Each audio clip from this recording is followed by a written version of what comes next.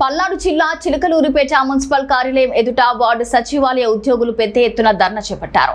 Municipal DE Rahim సచివాలయ ఉద్యోగులను అసభ్య పదజాలంతో దూషించారనే ఆరోపణల నేపథ్యంలో ఈ నిరసనకు పిలుపునిచ్చారు. పల్నాడు జిల్లా సచివాలయ వెల్ఫేర్ అసోసియేషన్ ఆధ్వర్యంలో నిర్వహించిన ఈ ధర్నాలో సచివాలయ సిబ్బంది పనిచేయడం లేదంటూ ఇష్టం వచ్చినట్లు తిట్టారని, దుర్భాషలాడారని ఉద్యోగులు ఆవేదన వ్యక్తం చేశారు.